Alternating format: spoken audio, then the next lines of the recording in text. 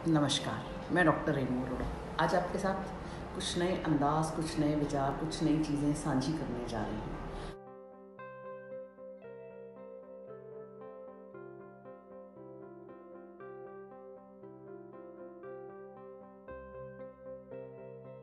शादियों का सीज़न चल रहा है और किसी के घर से बेटी ब्याही जा रही है तो किसी के घर से बेटा ब्याया जा रहा है। पर सिचुएशन बेटी और बेटे की आने वाले दिनों में दोनों की बदलने वाली है। जो विवाहित बेटी है वो किसी की बेटी है तो ससुराल में जाकर वो किसी की बहू और पत्नी बन गई, और अगर बेटे की शादी करी है तो बेटा किसी का जवाई और किसी का पति बन गया। तो दोनों इंसान चेंज नहीं हुए, दोनों की प्रायोरिटीज़ लाइफ में चेंज हो गई। तो कैसे इस नई लाइफ में माँ बाप का रोल रहना चाहिए, खासकर विवाहित बेटी को लेकर उसको क्या सीख देनी चाहिए, कैसे एडजस्टमेंट करनी चाहिए, और साथ साथ लड़के के माँ बाप को भी कुछ चीज़ों में एडजस्टमेंट करनी चाहिए। क्योंकि जब एक लड़की शादी होकर किसी घर में आती है तो वो नए सपने, नए तरीके, नई चीज़ें संजो कर आती है, और वो घर में आकर भी वो प्यार ढूंढने की कोशिश करती है। पर आप जिस घर में 26-27 साल रह कर आए हैं तो ये तो मुमकिन नहीं है कि सेम चीज़ें आपको नेक्स्ट घर में भी जाकर मिलें। हाँ, उससे बढ़कर या कुछ ज़्यादा या कुछ कम मिल सकती हैं, बट एडजस्टमेंट दोनों लेवल पे करनी पड़ेगी।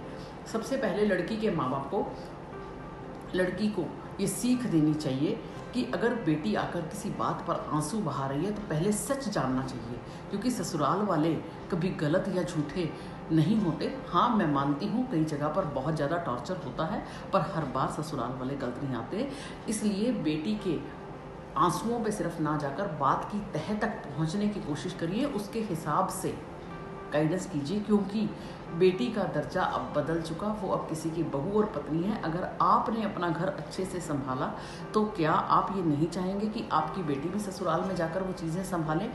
प्रारूप बदल गया, प्रायोरिटीज़ बदल गई, तो उसको वो सब सीख देनी पड़ेगी कि कहाँ पे कौन सी जिम्मेवारी ज़रूरी है। मैं मानती हूँ कि जाकर एकदम से चीज़ें संभालने में दिक्कत होती है, पर हमें चीज़ों की तह तक जाना पड़ेगा, और माँ बाप होने के नाते विवाहित बेटी को ससुराल में एडजस्ट करने के गुर भी देने होंगे कि किस तरह से ससुराल में एडजस्ट होकर सहा जाए। हर छोटी बात पे मुंह फुलाकर ना बैठा जाए, क्योंकि कल को वंश तो आपका भी बढ़ना है। तो चीज़ों के हिसाब से चलाया जाए, ना कि हर छोटी चीज़ पर माँ बाप उसकी बात को सुने और उसको शह देते चले जाए, नहीं आप ऐसे करें ऐसे करें। क्योंकि आपको तो सिचुएशन ही नहीं पता कि किन सिचुएशन में बेटी के घर में उसके साथ जो बात हुई वो किस सिचुएशन में हुई। कई बार बात इतनी सी होती है और बढ़ा चढ़ाकर इतनी बड़ी बता दिया जाता है, और माँ बाप भी सोचते हैं पता नहीं हमारी बेटी के साथ कितना टॉर्चर किया जा रहा है।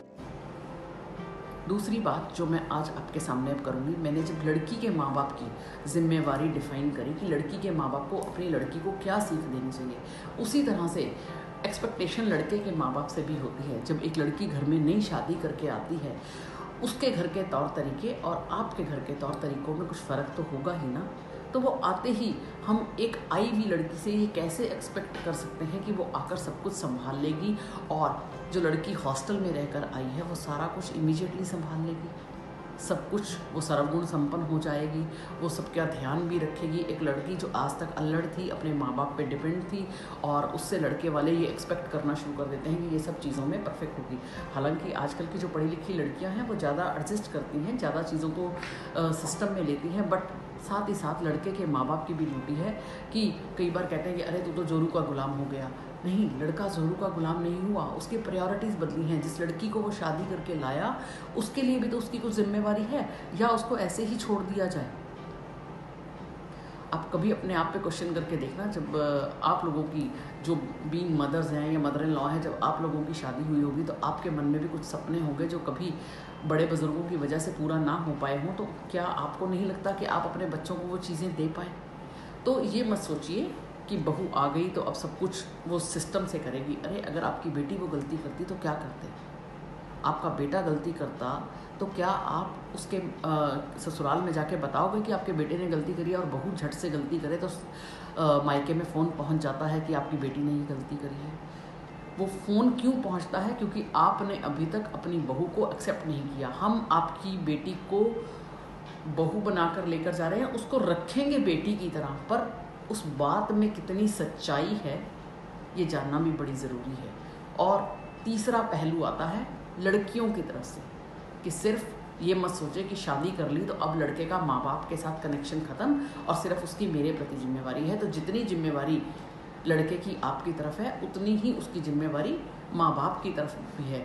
तो लड़कियों को भी ये चाहिए कि माँ बाप की तरफ भी जिम्मेवारी निभाने में लड़के को भी उत्साहित रखें और ख़ुद भी वो जिम्मेवारी पूरी रखें। और एक बात को जहन में रखें कि अगर आज हम अपने हस्बैंड को अपने ससुराल की जिम्मेवारी पूरी नहीं करने देंगे तो कल को अगर हमारे मायके में हमारी भाभी ये रिवर्स काम करेगी तो कैसे चलेगा। तो ये छोटी छोटे टिप्स हैं जिनसे विवाहित ज़िंदगी को सुखी बनाया जा सकता है। टिप्स पसंद आए तो अन्य लोगों के साथ शेयर करना ना भूलें।